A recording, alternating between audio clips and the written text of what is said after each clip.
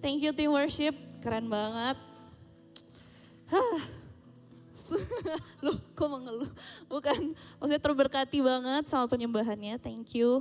Lagu Champion itu teman-teman, lagu pertobatan aku gitu. Karena ada liriknya kan, You Crown Me With Confidence. Wow, hari ini aku mau cerita lebih banyak tentang itu. Tapi Mike minta tolong tinggal di sini ya. Jangan jangan pergi kemana-mana. Temenin saya. Yes, saya. Ya sebelumnya kenalin teman-teman yang belum kenal, mungkin yang baru datang.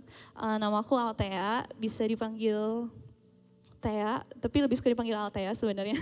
Nah, hari ini aku dapat kesempatan untuk sharing sama teman-teman tentang gimana sih aku bisa ada berdiri di sini gitu, karena ini long story. Sebelumnya, kalau buat yang belum tahu juga, aku adalah seorang guru di salah satu TK gitu. Jadi kerjaan aku sehari-hari ngurusin anak-anak PIK gitu. Ada yang masih pakai popok, tapi nggak pernah gantiin. Geli. Tapi itulah kerjaan aku sehari-hari. Nah, aku tuh banyak belajar banget dari anak-anak ini. Nah, tapi sebelumnya mungkin supaya suasana yang nggak menegangkan buat aku, boleh Bapak Niko, aduh nggak siap dia. Tolong, tolong bawain teman saya ke sini. Nah, sambil menunggu, aku mau kasih tunjuk salah satu foto nih. Nah, kelihatan nggak? Coba di next. Nggak bisa nih pakai ini, gaptek. Gimana caranya? Salah. Tolong. Nah, kelihatan nggak sih? Aku mesti di mana? Nah, ini dia fotoku. Iya, boleh dibuka aja, Pak. Ini dia fotoku saat aku lagi bekerja gitu. Nah, jadi teman-teman, saya boleh taruh di sini. Terima kasih. Tayo. Terima kasih Tayo. Boleh taruh sini. Ya. Dia temenin aku di sini sama Mike.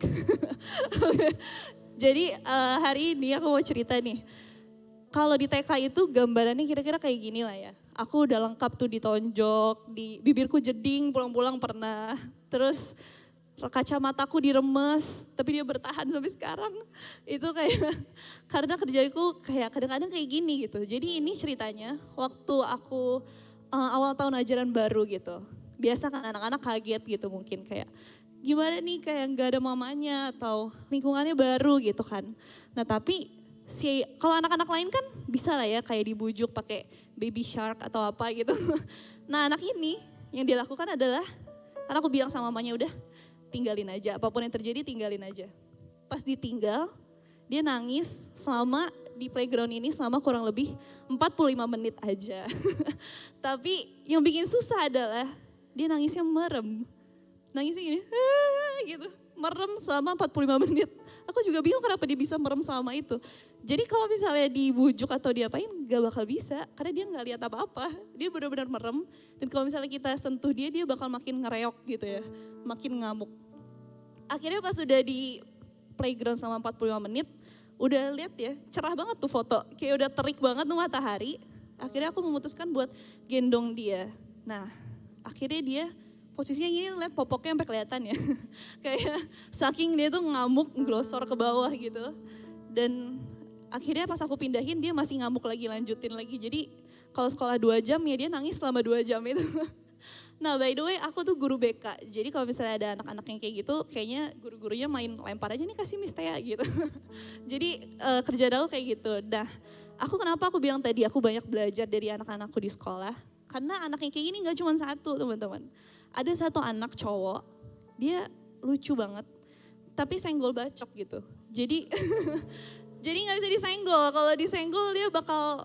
Jadi kayak bayangin mukanya bayi, tapi kalau marah jadi Hulk gitu. Tapi mukanya bayi gitu, jadi kayak... Nah kalau dia marah nih, biar teman-teman kebayang ya. Kalau dia marah, teriakannya kedengeran sampai lantai 2 di ruang guru. Jadi kayak parah banget kalau marah. Tapi dia tahu dia salah. Jadi satu kali pas aku lagi sama si anak, bukan yang ini ya, ada anak lain. Dia abis marah-marah gitu di kelas. Marahnya kan karena hal kecil ya kalau anak kecil gitu, tapi ngamuk parah gitu. Terus dia pulang ketemu mamanya kan. Terus apa yang dia lakukan, dia bilang gini, "Mah, hari ini aku gak pinter, hari ini aku marah-marah di kelas. Terus aku kayak, ngapain ngaku gitu. Ngapain ngaku, kalau gue jadi lu gak usah ngaku gitu. Mamanya juga gak tahu gitu, tapi dia ngaku. Langsung ketemu mamanya gak pakai ABCD, dia langsung bilang, "Mah, hari ini aku gak pinter, aku marah-marah di kelas." Dari situ aku kayak mikir gitu, wow, kalau aku yang kayak gitu bikin salah, aku gak bakal ngaku. Aku bakal ngumpet, aku bakal menghindar dari, maksudnya biar gak ketahuan gitu kan. Tapi anak ini enggak, dan aku belajar banyak dari mereka gitu, kayak wow, kepolosan mereka, kejujuran mereka benar-benar bikin aku, seru ya gitu. Nah, jadi kayak tadi ya, kalau misalnya aku yang jadi dia, aku pasti bakal ngumpet. Nah, tapi ngumpetnya ini, kalau aku boleh cerita nih ya, next. Nah, kalau aku boleh cerita, aku sering banget ngumpet. Gak cuman ngumpet kayak misalnya aku bikin salah terus aku ngumpet gitu, enggak. Kalau dipikir-pikir, kayak aku gak mungkin nyangka aku bisa jadi guru TK, aku gak mungkin nyangka aku bisa ada di sini karena aku hobinya ngumpet. Dalam artinya kalau misalnya guru BK kan kerjaannya ngasih kabar buruk ya, seakan-akan kayak maaf Bapak Ibu gitu, kami udah berusaha semaksimal mungkin. Kayak maksudnya kan yang disampaikan tuh nggak enak gitu kan. Dan aku harus ngatur anak-anak, aku harus koordinasi sana sini. Kalau aku pikir-pikir aku yang dulu nggak mungkin, aku bakal lebih milih buat ngumpet aja gitu. Kenapa? Aku nggak berani, aku bukan orang yang kalian lihat sekarang gitu dulu. Aku nggak percaya diri, aku minder. Dan mungkin nih kayak gambar di sini gitu. Nih isi kepala aku nih kayak ruwet gitu, jelimet mesti diurai satu-satu gitu. Jadi mikirnya tuh panjang banget kali lebar dan pokoknya aku gak akan berani ngelangkah karena aku bakal mikir panjang banget. Nah, selain itu jadi aku milih untuk ngumpet dari kayak kalau ketemu orang-orang tuh gak usah deh, ngumpet aja gitu. Atau kalau misalnya disuruh kayak mau gak jadi ini, enggak. Jangan pilih gue gitu kan. Jangan sampai orang ngeliat aku gitu. Sampai akhirnya aku waktu aku kuliah, jadi aku tipe orang yang kalau punya temen tuh kayaknya mending kayak 1-2 aja atau ya paling banyak 3, kasihan banget. Kayak pokoknya aku lebih milih punya sedikit teman gitu. Karena aku juga ngerasa kayaknya bukan orang yang asik untuk ditemenin gitu. Jadi ya udah, ketika aku kuliah, misalnya teman aku nggak masuk atau teman aku belum datang, aku bakal naik ke lantai kampus aku yang lantai 8 tuh paling atas. Di situ ada toilet. Terus aku ngumpet aja di toilet, aku duduk di toilet gitu kayak nggak sakit perut sih, tapi kayak duduk aja kayak ngumpet supaya orang, kalau misalnya orang lihat aku kan nanti bakal kayak nanya gitu, mau kemana dan lain-lain gitu. Aku nggak mau, kayak aku maunya aku sendiri aja. Kalau misalnya temanku udah datang baru aku keluar dari kamar mandi gitu. Nah, bayangin nggak aku dulu sengumpet itu. Kayak nggak cuma ngumpet dari itu, bahkan kalau dulu nih ya, kalau dulu aku bikin salah atau misalnya aku tahu nih aku bikin dosa gitu, aku bisa berbulan-bulan gak doa. Parah banget, jangan dicontoh adegan di bawah ini. Kayak bisa berbulan-bulan gak doa atau bisa berbulan-bulan gak baca Alkitab. Bukannya aku lupa ya, aku gak lupa sama Tuhan gitu. Tapi kalau aku ingat sama Tuhan kayak jangan nanti dulu gitu, masih banyak salah. Dan disitulah aku sadar gitu kayak ngumpet mulu nih orang. Nah, kenapa sih aku sering ngumpet? Boleh di next? Iya. Nah, aku ngumpet karena aku ngerasa malu. Tapi malunya itu bukan kayak kalau dijelek-jelekin sama orang ya malu, wajar lah ya gitu. Tapi ini mau dalam keadaan apapun tuh aku ngerasa malu. Kalau aku jalan di kampus gitu kayak orang ngeliatin gue deh. Atau kayak ini orang bakal mikir gue aneh gitu. Pokoknya kayak aku ngerasa malu yang berkepanjangan, shame gitu. Dan itu bikin aku kayak mau ngumpet aja. Dan mungkin kita juga pernah ngerasa kayak gitu teman-teman. Mungkin keluarga kita gak sebaik orang lain. Mungkin kondisi ekonomi kita bikin kita kayak malu gitu rasanya. Atau mungkin kita tahu kita punya masa lalu, kita punya dosa yang bikin kita sebenarnya tahu kita gak layak gitu. Aku tahu kayak pasti ada masa-masanya juga aku ngerasa gak mau deh datang ke Joskin, malu gitu. Malu sama Kak Agus sama Kak Reta gitu. Karena misalnya bikin salah atau apa. Tapi kita semua pasti pernah ada di kondisi dimana kita ngerasa shame yang begitu besar sampai kita pengen ngumpet aja. Kayak di gambar ini tuh kayak pengennya digembok aja gitu, di sini aja. Gak mau keluar kemana-mana, gak mau melangkah. Jangan pilih gua intinya gitu. Nah, aku juga ngerasa kayak gini salah satunya karena aku punya masa lalu yang gak baik juga. Aku punya masa lalu yang mungkin gak mudah juga gitu. Gak mudah untuk diingat, gak mudah untuk diceritakan, pokoknya gak mudah. Tapi kalau aku bisa cerita sedikit, aku tuh dulu adalah anak yang pelupa gitu. Jadi teman-teman aku atau misalnya keluarga atau siapa sering bilang kayak, ini nenek, udah kecil, masih kecil nenek-nenek gitu. Sering kan dibilang gitu. Awalnya aku kayak ketawa-tawa aja, ya bener sih, emang aku pelupa gitu. Tapi di satu kali saudara aku telepon gitu kan. Terus dia bilang gini, Al nanti minta tolong titip pesen misalnya ke siapa gitu, bilangin ble. Tapi kayak dia belum selesai ngomong, dia langsung berhenti gitu. Dia kayak, gak jadi deh, kayaknya kamu gak bakal inget deh, nanti aja kalau misalnya ada orang lain yang bisa lebih dipercaya, kayak nanti aku bilangnya sama dia aja, jangan sama aku gitu. Nah di situ aku kayak, oh iya ya, dari situ aku percaya gitu kayak, oh iya, aku gak bisa dikasih kepercayaan gitu. Aku gak bisa dikasih pesen sedikit aja, aku gak bisa gitu, aku bakal lupa.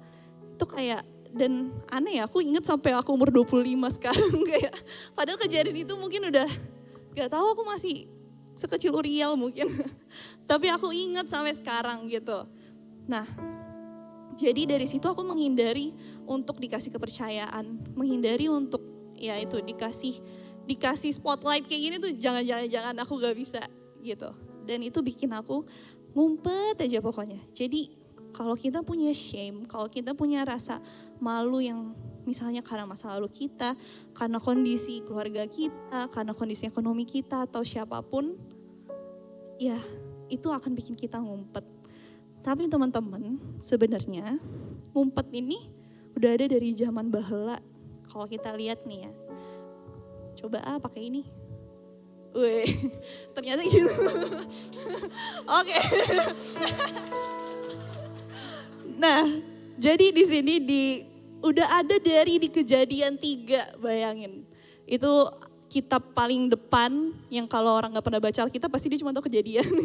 Di paling depan, tapi ini udah ada fenomena ngumpet, hiding ini udah ada. Di sini dibilang, and they heard the sound of the Lord God walking in the garden in the cool afternoon breeze.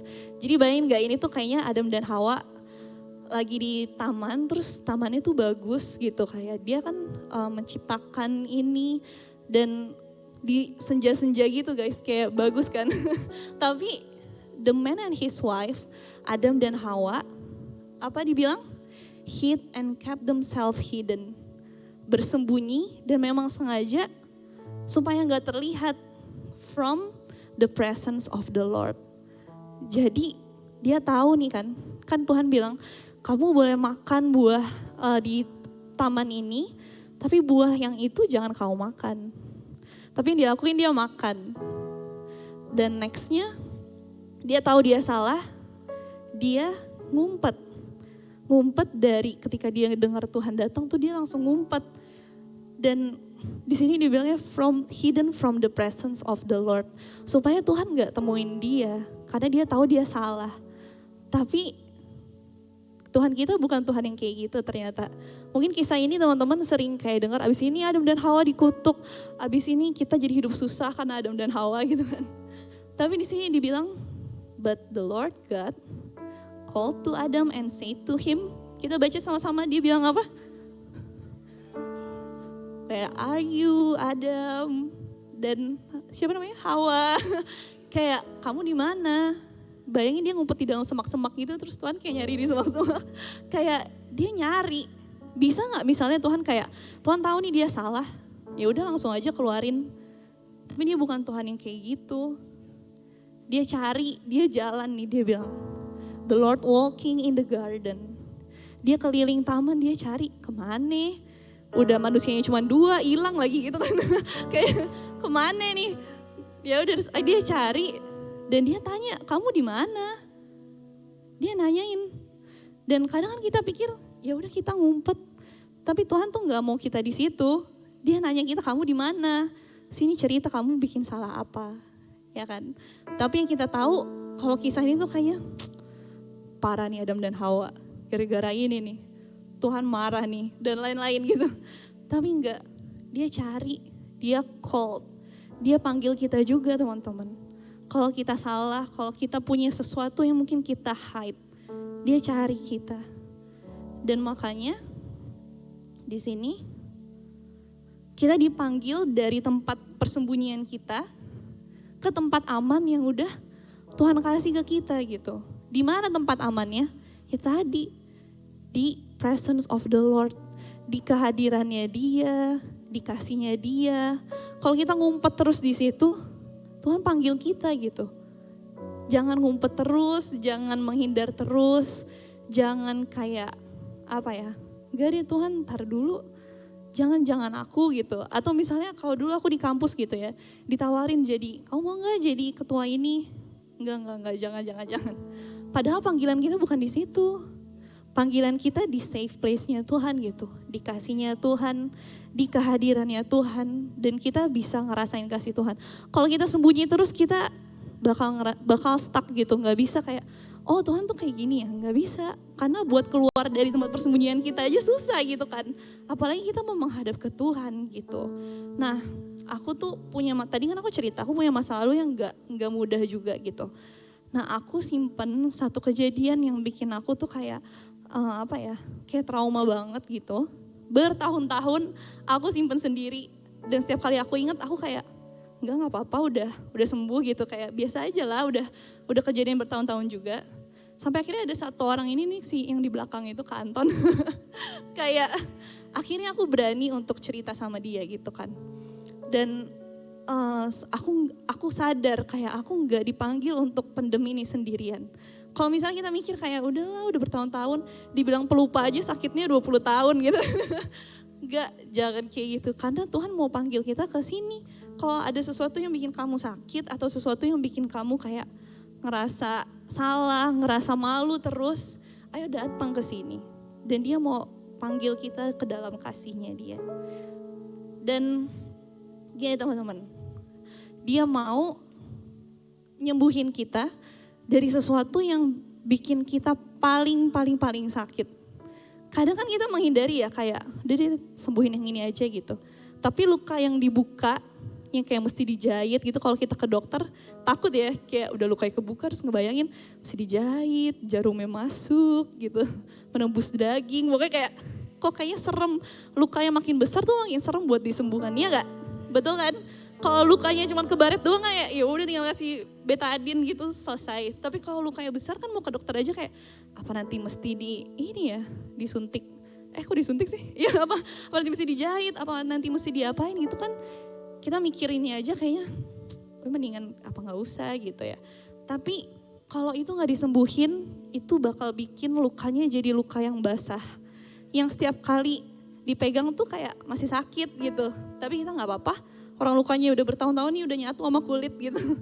Tapi ternyata sih kayak dipegang masih sakit gitu. Dan di sini Tuhan mau sembuhin kita di tempat ya yang paling menyakitkan buat kita gitu. Nah,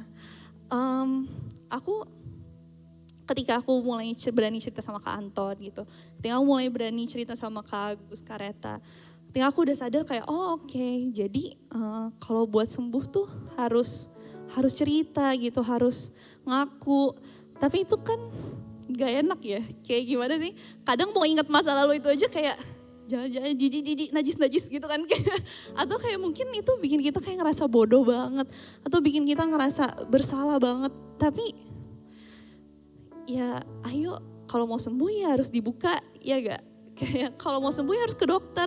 Masa kita ke dokter terus kayak tebak sakit apa? Ayo tebak sakit apa? Gak mungkin kayak gitu. Dan aku mau bilang kayak Tuhan sama sekali gak takut sama rasa sakit kita. He is not afraid of your pain. Kalau buat kita itu jijik, buat kita itu kayak bodoh banget gue kayak gitu. Tapi enggak Tuhan, enggak, gue gak ngeliat tuh kayak gitu. Gitu kayak ayo mau datang gak, mau sembuh gak. Jadi Dan ini yang lebih kerennya lagi. Waktu aku lagi diproses untuk sembuh dari sini, aku disadarin kayak gini.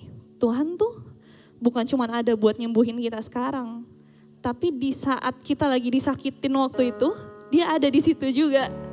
Jadi kita sebenarnya nggak pernah ngadepin itu sendiri. Jadi aku waktu itu kayak aku di-remind nih, waktu kamu misalnya nih, waktu kamu dibilang pelupa, waktu kamu diejek sama teman kamu, aku nggak kemana-mana, ada di situ. Jadi dia nggak tinggalin kita untuk menghadapin itu sendirian. Jadi jangan malu kalau misalnya kita mau jujur ke Tuhan gitu, karena enggak, orang aku waktu itu ada di situ. Kayak aku waktu itu lihat itu. Dan ayo kalau kita mau sembuh, kita mau akuin, kita mau minta ampun, kita pasti bisa gitu. Dan ini nih kebiasaannya cewek-cewek. Kayak nggak apa-apa kok. Gak apa-apa, gue mah santai. Cowok-cowok juga gitu kan, gengsi kan. Kayak gue mah cowok santai. Cowok mah santai bro, pakai logika bukan pakai perasaan gitu kan, biasanya gitu. Padahal masuk kamar kalau lagi sendirian nangis tetap. Oh kalau cowok-cowok bisa di motor ya. Nangisnya di motor gitu. Jadi sering banget kita bilang gak apa-apa, santai aja, orang cuma diajak kayak gitu doang. Atau gak apa-apa lah, itu udah lewat bertahun-tahun lalu. Santai aja gitu, padahal ya tadi ya, kalau luka itu masih basah, dia gak bakal sembuh. Gak bakal jadi kering, gak bakal jadi bekas luka gitu, dia bakal jadi basah terus. Dan kalau misalnya kita inget itu, ngomong gak apa-apanya mungkin bukan gak apa-apa kok. Tapi kayak, gak apa-apa, gue udah gak inget. Tapi kayak aku sama Niko kalau berantem gitu ya. Udah gak apa-apa. Kayak gitu. Gak bercanda nih. Kalau itu gak apa-apa beneran. Iya kayak, ya udah gak apa-apa. Tapi kayak gak mau dipegang ya. Gak apa-apa gitu. Kadang gitu, mau cewek mau cowok beda aja cara mengekspresikannya. Sering banget bilang gak apa-apa gitu. Nah padahal nih aku punya sesuatu. Ya gak bisa Hen. Oh bisa. Oke. Jadi ada penelitian yang bilang kalau misalnya kita menamai emosi kita, melabel emosi kita bakal menenangkan bagian otak kanan kita. Jadi manusia kan punya otak, iyalah, punya otak bagian kanan dan kiri. Nah sebenarnya ini bagian kanan itu fungsinya banyak mempengaruhi emosi kita gitu. Nah jadi kalau misalnya kita menamai emosi kita, dalam artian kita bilang nih, aku sebel Tuhan, aku jijik nih Tuhan, kayak aku salah nih, aku malu sebenarnya gitu, atau aku sebenarnya sakit hati gitu. Nah di situ sebenarnya kita udah mulai sembuh pelan-pelan, kita udah mulai menyembuhkan diri kita gitu. Keren gak sih Tuhan bikin sistem kayak gini? Ini research beneran, gue anak psikologi. Ya, canda. Beneran, ini beneran. Ya kan Vi, takut gitu, takut salah. Ya kan Vi. Nah jadi kalau kita mau ngaku aja kayak lu lagi ngerasain apa sekarang gitu, kita akan, itu udah satu step untuk kesembuhan kita. Jadi napasnya kedengeran. Nah akhirnya si Tayo ini bermanfaat. Ayo Tayo. Weh, Mama tahu gak aku beli ini? Gak tahu ya. Iya, jadi salah satu proses kalau misalnya kita mau sembuh dari luka kita atau dari masa lalu kita atau dari apapun itulah ya, kita kan pasti punya masing-masing. Kita harus ngelepas apa yang udah kita pegang erat kayak gini selama bertahun-tahun. Kalau tadi aku bilang kayak aku dibilang pelupa dan aku percaya banget aku pelupa, aku percaya banget aku nggak bisa dikasih kepercayaan gitu, atau jangan deket-deket, atau aku percaya banget aku tuh buruk gitu, aku tuh bodoh. Kok ternyata ini mendistract aku sendiri. Kayak aku percaya banget, aku pegang erat ini bertahun-tahun nih. Kayak bertahun-tahun aku percaya aku gak bisa, bertahun-tahun aku percaya aku gak bakal punya future yang bagus. Kayak mikirin aku bisa berdiri di sini aja nih gak bakal gitu. Karena aku pegang ini terus selama bertahun-tahun. Tapi ketika kita datang sama Tuhan, kayak Tuhan bilang mau gak lepas balonnya? Ini harusnya ke atas, tapi aku takut dimarahin Kak Pance. Kalau lepas batunya maaf ya Kak Wance. Ini anggaplah kalau misalnya kita mau datang ke Tuhan, Tuhan minta kamu mau gak lepas balon yang udah kamu pegang bertahun-tahun ini. Kenapa? Karena Tuhan mau ganti pakai balonnya dia. Gimana caranya kita percaya kalau Tuhan bilang kamu berharga, kamu dimaafin. Tapi yang tetap kita pegang tuh balon yang ini. Si tayo ini. Yang isinya ya keburukan-keburukan kita mungkin. Atau masa lalu kita. Atau kesalahan-kesalahan kita yang sampai sekarang nih ya udah. Inilah aku ya ini. Gak bisa diganti. Tapi ketika Tuhan datang sama kita dia bilang ayo lepas pelan-pelan gitu. Mau gak lepas pelan-pelan apa yang kamu percayai selama ini? Pendapat kamu tentang diri kamu selama ini, kamu mau gak lepasin ini? Dan diganti sama balon yang dari Tuhan gitu. Kadang proses buat lepasin ini juga gak gampang gitu ya. Karena kan kita udah sama si balon ini terus bertahun-tahun. Tapi kita harus minta grace-nya Tuhan gitu. Kita minta Tuhan, kamu gak bisa nih ngelepasin ini sendirian. Tapi kalau engkau ada sama aku ya, hayu atuh gitu. Kita pasti bisa ya kan. Dan aku inget dulu mentor aku pernah bilang, kamu tuh gak ditentuin terus-terusan untuk kayak gini. Jadi kamu gak ditentuin terus-terusan buat pegang ini, buat percaya sama dirimu sendiri tuh enggak. Tapi kamu ditentukan buat, ayo percaya sama Tuhan, dia punya apa buat kamu. Dia punya tujuan yang besar buat kamu. Gitu, jadi kalau kita lepasin ini, kita terima balon yang dari Tuhan. Ngerti gak sih teman-teman? Kok mukanya kayak bengong gitu. Nah, aku mau bacain ayat lagi nih. Di 1 Yohanes 3 ayat 20 sampai 21. Dibilang gini, whenever our hearts make us feel guilty, kapanpun hati kita bikin kita ngerasa bersalah dan ngingetin kita terus sama masa lalu kita, sama kesalahan-kesalahan kita. Di sini keren banget dibilang, we know that God is much greater. Tuhan jauh lebih besar, jauh lebih murah hati daripada hati kita sendiri, daripada kata hati kita sendiri gitu. Dan dia tahu segalanya tentang kita. He knows everything there is to know about us. Dan dibilang gini, when our hearts don't condemn us, we have a bold freedom to speak face to face with God. Jadi di sini dibilang gini, kalau misalnya hati kita tuh nggak nuduh kita punya kebebasan buat datang sama Tuhan. Kita punya kebebasan buat kayak tadi yang Niko bilang, tatap matanya dia, ngeliat mukanya dia gitu. Jadi sama ini sebenarnya yang membelenggu kita nih, yang nahan kita, bukan kesalahan kita, tapi hati kita sendiri. Kalau misalnya hati kita gak nuduh kita boleh datang sama Tuhan. Kalau hati kita gak nuduh kita boleh nyembah dia sebebas-bebasnya, boleh. Tapi kan kadang kalau misalnya kita datang sama Tuhan tuh kita kayak gambarannya, kita tuh kayak nunduk gitu. Jangan deh Tuhan, kayaknya aku yaudah nyembahnya gini aja, soalnya aku gak berani lihat mata Tuhan, aku gak berani ngebayangin Tuhan ngeliat aku, gak berani gitu. Dan waktu aku lagi worship beberapa waktu lalu, ya disinilah Tuhan mencetuskan kayak chin up. Jadi ketika kamu nunduk, Tuhan angkat dagu kita dan dia bilang, ayo lihat gitu. Enggak, ayo lihat gitu. Lihat aku. Boleh tatap aku, karena aku, kalau kamu udah minta maaf aku gak inget lagi. Yang inget itu tuh hati kamu sendiri. Yang bikin kamu gak bebas tuh hati kamu sendiri gitu. Jadi keren banget karena gini, kalau misalnya hati kita bebas, hati kita oke, Tuhan aku minta maaf dan aku tahu Tuhan gak inget-inget itu, kita bisa datang. Jadi kalau misalnya kita inget-inget, kayak gambarannya Tuhan di surga kayak, yang mana ya? Kayaknya udah gue maafin waktu itu, kenapa diinget-inget lagi gitu. Jadi kalau hati kita gak nuduh kita, yuk kita datang sama Tuhan. Dan kita bisa tahu setiap kali kita kayak ngerasa tertuduh atau ngerasa salah gitu. Yang nuduh kita bukan Tuhan, bukan dia gak mau sama kita, bukan dia jijik sama kita, enggak. Tapi itu hati kita sendiri.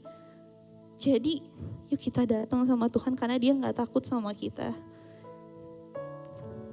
Nah, kita baca lagi nih dari Filipi 3 ayat 13. Di sini ceritanya si Paulus bilang, aku sendiri tidak menganggap bahwa aku telah menangkapnya.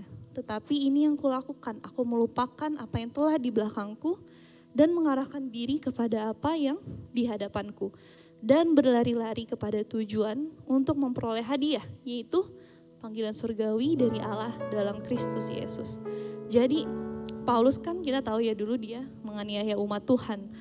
Tapi dulu dia terpandang gitu, salah satu orang yang terpandang. Tapi dia anggap itu udah masa laluku, aku gak kayak gitu sekarang.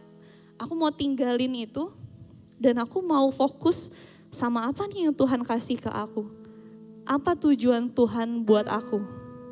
Apa tujuan Tuhan bikin aku ngalamin A, B, C, D gitu. Dia mau fokus untuk lari ke situ. Jadi aku mau bilang sama teman-teman, kalau Tuhan izinkan sesuatu yang buruk terjadi di hidupmu nih ya, dari misalnya kayak aduh masih SD, masih SMP, masih SMA udah harus ngalamin kayak gini.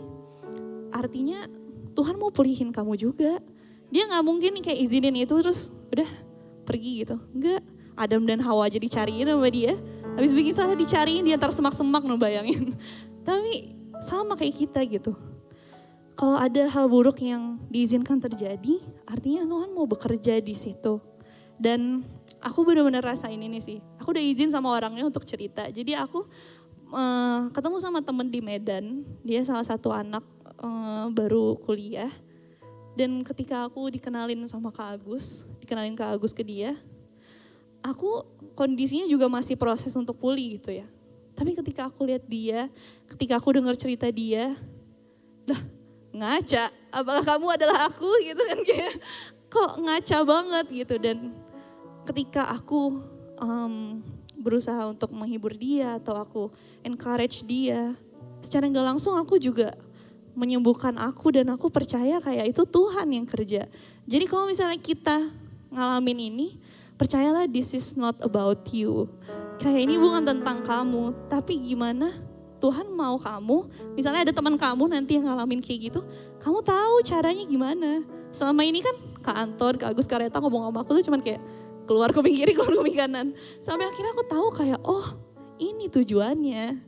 Kayak kita pasti bakal punya teman yang mungkin ngalamin sama kayak kita. Atau mungkin orang lain atau siapapun itu. Kayak kita akan dipakai sama Tuhan untuk pulih bareng-bareng juga gitu. Jadi yuk kita jangan takut lagi buat datang sama Tuhan. Kita harus chin up, kita boleh tatap mata dia. Dan aku udah selesai, tapi aku mau minta izin buat berdoa buat teman-teman, boleh? Oke, yuk kita tundukkan kepala, kita berdoa. Tuhan Yesus, terima kasih Tuhan. Terima kasih buat hatimu yang begitu lembut, yang mau datengin kita di saat kita salah, yang mau datengin kita di saat kita dalam keadaan berdosa sekalipun. Tuhan, Kau cari kita, Kau tanyain kita di mana, tapi kadang kita ngumpet Tuhan. Dan kita mau keluar dari tempat persembunyian kita Tuhan. Kita mau masuk, kita mau tenggelam di dalam kasih-Mu Tuhan. Kita mau sadar kalau Engkau mau pulihkan kita. Dan Tuhan, kalau misalnya ada salah satu atau dua kejadian yang mungkin selama ini anak-anak-Mu simpan sendirian, Tuhan tunjukin Engkau ada sama mereka di saat itu Tuhan. Engkau ada dan Engkau natap kita dengan penuh kasih sayang, dan aku mau sembuhin kamu. I want to heal you. Dan ajar kita buat percaya kasih-Mu Tuhan. Ajar kita buat percaya kalau Engkau pilih kita di samping setiap masalah kita Tuhan. Terima kasih Tuhan. Pulihkan kami, pulihkan hati dan pikiran kami. Supaya kami bisa lihat Engkau lebih jelas Tuhan. Kita bisa lihat kasih-Mu lebih jelas lagi Tuhan. Terima kasih Tuhan, Engkau tarik kami sekarang dari tempat persembunyian kami ke hadirat-Mu Tuhan. Terima kasih Tuhan, terima kasih. Hanya di dalam nama-Mu Tuhan Yesus kami berdoa dan mengucap syukur. Amin.